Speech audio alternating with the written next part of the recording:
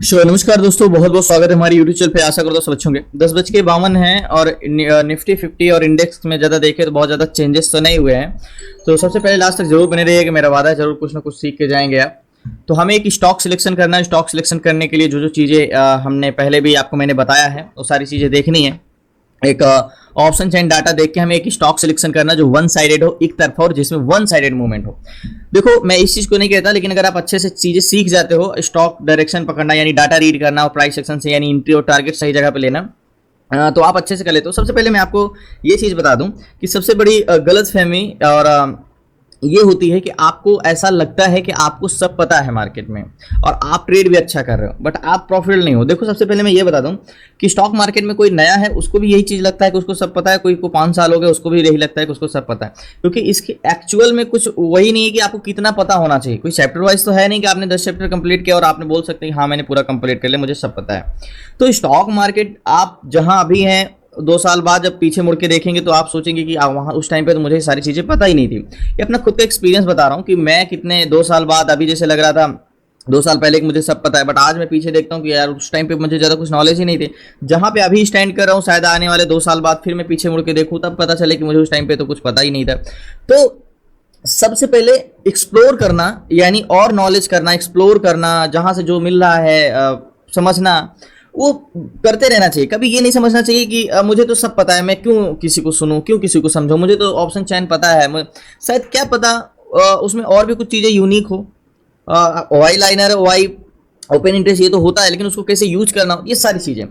तो सबसे पहले लास्ट तक जरूर बने रहिए कि मेरा वादा है, जरूर कुछ ना कुछ सीख के जाएंगे। तो सबसे पहले हमें ऑप्शन चैन में चलना है। तो देखो, ऑप्शन चैन में मैं ज़्यादा डीप में नहीं जाऊंगा आज, क्योंकि मैंने ऑलरेडी प्रीवियस वीडियो में बहुत सारी डिटेल्स में बना के रखी है वीडियो स्टॉक सिलेक्शन पे। तो अगर आप भूले बिसरे नए आ भी गए हैं तो आप प्रीवियस वीडियो देख लीजिएगा, तो उसमें मैंने डीप में एक्सप्लेन किया है कि सीपीआर और पीसीआर का कॉन्सेप्ट एंड कैसे किसी को दोनों को किया जाता है। तो सबसे पहले ऑप्शन चैन में चल रहा है। ऑप्शन चैन में 4 चीज़ें होती हैं। देखो, पहले तो 2 लोग होते हैं, एक कॉल एक बायर, यानी मार्केट में 2 लोग होते हैं। जैसे कॉल और पुट होते हैं ना, उसी को हम बोल देते हैं बायर और सेलर। ठीक है, बायर एक होते हैं हमारे और एक होते हैं हमारे सेलर। अब ये चीज आप वर्ड सुनते ही आपको इरिटेट हुआ होगा, क्योंकि ये चीजें तो मैंने हर वीडियो में पहला टॉपिक होता है। तो सेम यही हमारे कॉल साइड का डाटा होता है और हमारे पुट साइड का डाटा होता है, राइट। लेकिन कॉल बायर कॉल साइड भी होते हैं और पुट बायर। आपने 2 चीजों को जाना, यानी सेलर को और बायर को। और यहाँ पे क्या है, यहाँ पे 2 कॉलम है, एक कॉल साइड का एक पुट साइड का। यहाँ पे 2 कॉल्स है, यहाँ पे कॉल बायर भी है और कॉल बायर भी है और कॉल सेलर भी है, और यहाँ पे पुट बायर पुट सेलर है। बेसिकली सेलर जो होते हैं रेजिस्टेंस क्रिएट करते हैं। तो सेलर 2 टाइप के होते हैं, एक होते हैं हमारे कॉल सेलर जो मार्केट को ऊपर जाने से रोकते हैं यानी रेजिस्टेंस क्रिएट करते हैं, और एक होते हैं हमारे पुट सेलर जो मार्केट में सपोर्ट क्रिएट करते हैं, मार्केट को नीचे जाने से रोकते हैं, राइट। तो पीसी एंड आर, ये पीसीआर हो गया हमारा अनुपात में निकालने के लिए। इसी तरह बायर होते हैं, बायर मार्केट को ऊपर की ओर ले जाते हैं, कॉल बायर और पुट बायर मार्केट को नीचे को ले जाते हैं, यानी पुट बायर नीचे ले जाते हैं, कॉल बायर मार्केट को ऊपर ले जाते हैं। तो यही तो मार्केट चलता है, यानी रेजिस्टेंस एंड सपोर्ट। रेजिस्टेंस कौन बनाता है, कॉल सेलर। सपोर्ट कौन बनाता है, put seller. Call buyer market को ऊपर ले जाते हैं, पुट बायर मार्केट को नीचे ले जाते हैं। यही चीज हमें देखनी है। सीपीआर का वर्ड जहां पे यूज करूंगा तो समझ जाइएगा कि मैं बायर की बात कर रहा हूं, यानी सीपीआर। ठीक है, सीपीआर का वर्ड यूज करूंगा तो समझ जाइए बायर की बात हो रही है, एंड पीसीआर का वर्ड यूज करूंगा तो समझ जाइएगा सेलर की बात हो रही है। Call buyer, put seller, call seller. तो हमें यही चीजें देखना। देखिए, स्टॉक जब हम सिलेक्शन करते हैं तो ऑप्शन चैन में ये चीजें भी बहुत इंपॉर्टेंट होती है। चेंज इन कॉन्ट्रैक्ट, ये भी हमें देखना बहुत जरूरी होता है। तो हमें डायरेक्टली टॉपिक, जैसे मान के चलो, देखो ये 84,88,713 कॉल बायर है और 87,34,000 पुट बायर। किसको मानेंगे, पुट बायर को मानेंगे, क्योंकि कॉन्ट्रैक्ट भी ग्रीन है पुट साइड का। अब अगर आप देखोगे तो मार्केट एकदम नेगेटिव है। अब जैसे मैंने आपको ओआई लाइनर में 3 सीट्स दी है। सबसे पहले आपको मैंने ओआई लाइनर प्रोवाइड किया है, दूसरा मैंने ऑप्शन सीट्स प्रोवाइड किया है, तीसरा मैंने सेक्टर एनालिसिस प्रोवाइड किया। ये 3 सीट्स हो गए जो आपको एक स्टॉक सिलेक्शन करने में बहुत ज्यादा हेल्प होती है। तो सबसे पहले अगर देखें ऑप्शन सीट्स में ओआई लाइनर पे, तो ओआई लाइनर में हमेशा 940 के बाद का ही डाटा देखना चाहिए, मैंने आपको बताया है। इसको पहले 100 पीसीआर सेकंड परसेंटेज में देखना चाहिए। एंड ये बात करते हैं, अब देखो तो आज का मार्केट ज्यादातर निगेटिव है। क्यों, देखो सारे sector, realty sector, IT sector, oil side, consumer, auto, Reliance, finances and pharma, financial service, FMCG, private bank, chemicals, ये सारे निगेटिव। सिर्फ 3 सेक्टर, एनर्जी, पीएसयू, मेटल और केमिकल, ये 3 प्लस में है, वो भी क्या, वो भी मात्र 0.27, 0.18%, 0.16% मात्र। यानी इसमें 4 स्टॉक में से 3 पॉजिटिव 1 नेगेटिव, इसमें 7 में से 5 नेगेटिव 2 पॉजिटिव, इसमें 13 में से 8 पॉजिटिव 5 और 4, मतलब ना के बराबर है। मार्केट होल मार्केट नेगेटिव है। अब क्या हम इतने नेगेटिव मार्केट में भी एक पॉजिटिव ट्रेड ले सकते हैं? लास्ट तक में देखिए, तो मेन चीज ये है कि इतना मार्केट नेगेटिव है, अब हमें क्या बहाव के साथ तैरना चाहिए या उसकी उल्टी दिशा में तैरना चाहिए? देखिए, बहाव के साथ तैरना थोड़ा आसान हो जाता है, यानी मार्केट अगर गिर रहा है तो बेरिश ट्रेड लेना थोड़ा सा आसान है, लेकिन गिरते हुए मार्केट में एक पॉजिटिव ट्रेड ढूंढना बहुत डिफिकल्ट है। लेकिन मेरी आदत है कि मैं हमेशा पॉजिटिव ट्रेड लेता हूं, क्योंकि मेरा हैबिट बन चुकी है और मैं बहुत अच्छे से एब्जर्व कर लेता हूं, पकड़ सकता हूं स्टॉक के पॉजिटिव ट्रेंड को। निगेटिव थोड़ा सा उस पर ठीक नहीं होता, क्योंकि मेरी आदत नहीं पड़ी उस पर। तो सबसे पहले हमें एक स्टॉक सिलेक्शन करना है। आपको दिख ही रहा है जहां तक मार्केट नेगेटिव है। अब नेगेटिव मार्केट में भी क्या हम पॉजिटिव ट्रेड ले सकते हैं? जुवेल फूड हो गया है, जो कि 629 रुपए का है, 87% वैल्यूम आज के दिन आए हैं, 4.1 की स्ट्रेंथ है, लेकिन पीसीआर आप देखोगे तो इतना नेगेटिव। मदरसन एक स्टॉक बहुत अच्छा है, लेकिन वैल्यूम चेकर 0 दिख रहा है, 1 के ऊपर के पीछे 2.76, तो मदरसन थोड़ा बहुत मुझे सही लगा है। तो सबसे पहले इसको वाई लाइनर पे देखिए, मेन डाटा चेंजेस का है। देखो, स्टॉक ऐसा ढूंढना है जो अगर टारगेट ना दे तो कॉन्सोलेशन करे, मतलब रिस्क 0 रहे, या तो जहां पे खरीदे वहीं पे रहे मार्केट, या तो उसके बाद। इसका डाटा क्या हो गया? इसका डाटा में क्या प्रॉब्लम है? मदरसन को एक बार हम ऑप्शन चैन में लगाते हैं, इसका डाटा नहीं हो रहा है।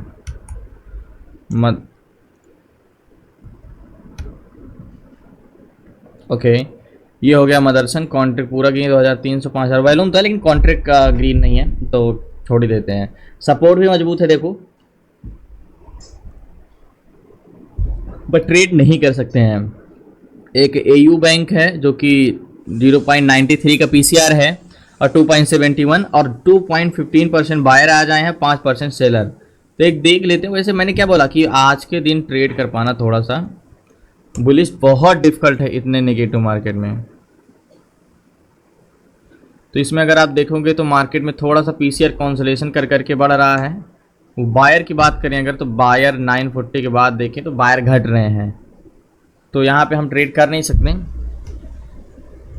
एक बार एयू बैंक को देखें तो कॉन्ट्रैक्ट तो पूरा ग्रीन है 100%, 16,700 6000 वैल्यू बहुत ज़्यादा है, 2 एबव वैल्यूम है ऑप्शन चेन में। एक बार एयू बैंक को चार्ट में भी लगाते हैं, क्योंकि और कोई स्टॉक तो दिख नहीं रहा है, वनडे में लगाना है। ओके, तो हमें एयू बैंक में ये दिखा है, देखो एक बार और देख लेते, फिर एयू बैंक को साइड में रखते हैं, अभी हम बाद में देखेंगे उसको। ईचर मोटर में भी अगर देखें तो 10% बायर आज के दिन आए हैं, 4% सेलर आए हैं और 91 का है, 2 एबव पीसीपीआर है। तो एयू बैंक को भी हमने साइड में रखा है, देखेंगे अगर कोई और अच्छा स्टॉक नहीं मिलेगा तो।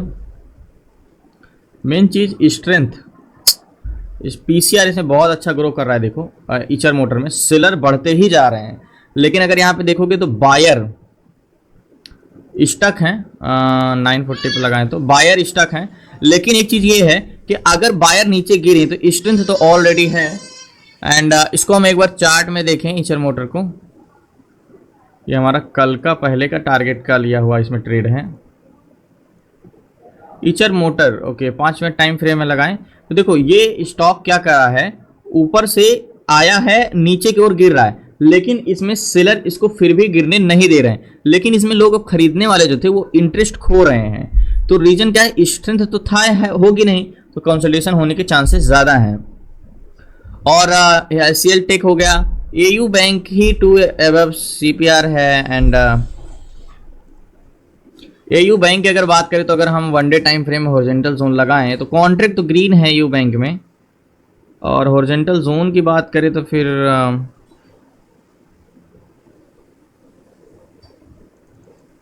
ये हमारा हॉरिजॉन्टल जोन का काम करेगा, राइट। ओके, अब आ जाएंगे हम 5 मिनट टाइम फ्रेम में, हॉरिजॉन्टल जोन। अब ये हो गया हमारा एज एक नेक लाइन, लेकिन गैन कैलकुलेटर को ओपन करना होगा। ट्रेड लेंगे इसमें क्योंकि और कोई आज पॉजिटिव स्टॉक ढूंढना मुश्किल, तो आज बहुत ज़्यादा चांसेस हैं कि स्टॉक कंसोलिडेशन करे। लेकिन मैंने क्या बोला, हमें स्टॉक वैसे चूज किया है कि अगर ये ऊपर नहीं भी जाएगा ना तो इसी पे क्लोजिंग देगा, इसी पे कंसोलिडेशन करके इसी के आसपास क्लोजिंग देगा। गैन कैलकुलेटर को क्या हुआ, ओपन हो रहा, लास्ट तक मैंने ओपन करते। तो सबसे पहले हमें गैन कैलकुलेटर की बात करें अगर, तो हमें हॉरिजॉन्टल जोन का प्राइस डालना होगा। एयू बैंक का हॉरिजॉन्टल जोन का जो प्राइस है वो है 739 रुपये 78 पैसे। तो 739,739.48 है एंड 60 पैसे है। नहीं 739 रुपये 82 के आसपास है। देखो एक मार्केट नीचे गिरा है लेकिन फिर भी मैं इस पर 739 रुपये 82 पैसे। ओके, कैलकुलेट करेंगे तो गैन का कहना है कि 742 पे जाके ट्रेड ले जाएगा तो आप बाई कर सकते, 749 का टारगेट ले सकते हो। तो 742 तक गया है, 742 तक जा चुका है। देखो गैन के हिसाब से 742.56 पे जाएगा। तो एयू बैंक 743 तक गया, मतलब गैन कैलकुलेटर के हिसाब से तो बाइंग हो चुका, लेकिन 749 का उसने टारगेट नहीं दिया है और अभी नीचे 739 पे आ गया है। तो मतलब गैन के हिसाब से तो इसमें बाइंग हो चुकी है। बट अगर नेक लाइन की बात करें तो हम एक नेक लाइन ये ले सकते हैं। देखो लेकिन एक चीज इसमें ये भी अच्छा है कि देखो ये कंसोलिडेशन करके ब्रेक किया है और ऊपर जाके नहीं जाए, तो इसके चांसेस ज्यादा है। तो मैं इस पे ट्रेड ले, इतना नेगेटिव मार्केट है और एक पॉजिटिव ट्रेड ढूंढ रहे हैं तो थोड़ा सा। सो फाइनली एयू बैंक में 350 क्वांटिटी बाई किया है, 51,000 के फंड लगा है 51,700 के आसपास। और यहाँ पे मैंने ट्रेड लिया, बाइंग प्राइस मेरी एग्जैक्टली 739 रुपये 82 पैसे के आसपास है और अभी 740 रुपये 85 पैसे चल रहा है।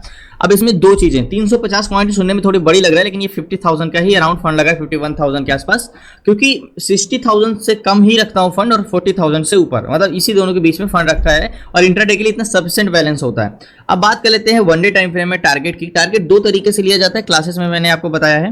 तो फर्स्ट टारगेट जो हमारा होगा एज अ प्राइस सेक्शन के हिसाब से, तो प्राइस सेक्शन के हिसाब से हमारा जो ये टारगेट है ना एग्जैक्टली ये है, ठीक है, 746 रुपये। यानी अगर 350 क्वांटिटी है, 6 रुपये का भी मूवमेंट मिलता है तो बहुत है। और गैन कैलकुलेटर के हिसाब से बोला 42 पे जाएगा तो 49 का जाएगा, तो हमने ऑलरेडी 3-4 पॉइंट नीचे भी तो खरीदा है। तो ये वाला टारगेट हमारे लिए बहुत सही है। वन डे टाइम फ्रेम में प्राइस सेक्शन से हमने ट्रेड लिया है, टारगेट लिया तो 46 का। तो ये टारगेट पॉइंट है, लास्ट तक बने रहिए, वेट करते हैं।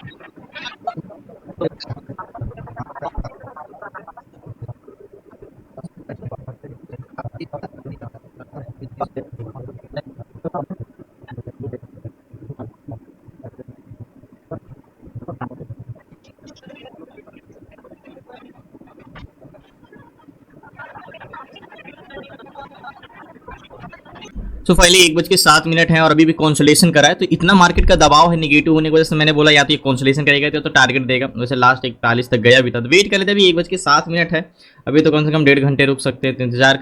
सो फाइनली 2:38 है और पोजीशन में अपनी स्क्वायर ऑफ करता हूँ यहाँ पे, लास्ट तक बने रहिए। सो फाइनली याद होगा कि जो हमने ट्रेड लिया था, इतना मार्केट का बेरिश इंटेंशन था कि मार्केट उसकी वजह से ये स्टॉक एयू बैंक कंसोलिडेशन करता रह गया। एक चीज मैंने आपको बोला था कि ज्यादा से ज्यादा क्या होगा, अगर या तो टारगेट देगा या तो वो कंसोलिडेशन करेगा, मतलब हमारे पास रिस्क नहीं। मैंने आपको जितने भी स्टॉक सर्च करके बताता हूँ कि या तो उसमें दो चीजें होनी चाहिए, या तो उसमें सीपीआर बहुत स्ट्रांग हो या तो उसमें पीसीआर बहुत स्ट्रांग हो। दोनों में से जब एक ही स्ट्रांग होता है, अगर पीसीआर स्ट्रांग है तो सपोर्ट मजबूत है काफी ज्यादा, तो उसको नीचे नहीं करने देंगे बायर चाह के भी। अगर सीपीआर स्ट्रांग है तो उसमें स्ट्रेंथ ही बेरिश नहीं है, बुलिश स्ट्रेंथ है, तो सपोर्ट नहीं भी मजबूत है तो गिरना ही नहीं चाहेगा। दो में से एक चीज मजबूत होने और दोनों स्ट्रांग हो तब तो बहुत अच्छी बात। तो हमेशा ऐसे सिचुएशन में क्या होता है, जब आप ट्रेड लेते हो तो आपको डर नहीं रहता कि या तो मैं ट्रेड ले रहा हूं, मुझे पता था कि मैं ट्रेड ले रहा हूं, या तो ये कंसोलिडेशन करेगा या तो टारगेट देगा, दो में से एक चीज हो। टारगेट आज नहीं दिया क्योंकि मार्केट में दबाव बहुत है, बेरिश था मार्केट, इसलिए जा नहीं सका। तो धन्यवाद आपका, शुक्रिया लास्ट तक बने रहने के लिए। प्लीज आपसे रिक्वेस्ट है चैनल को सब्सक्राइब कर लीजिएगा। आपको सीखना है A to Z सारी चीजें स्टॉक मार्केट से रिलेटेड, तो डिस्क्रिप्शन में नंबर आपसे व्हाट्सएप करके जुड़ सकते हैं 6 मंथ की क्लासेस में। धन्यवाद आपका, शुक्रिया।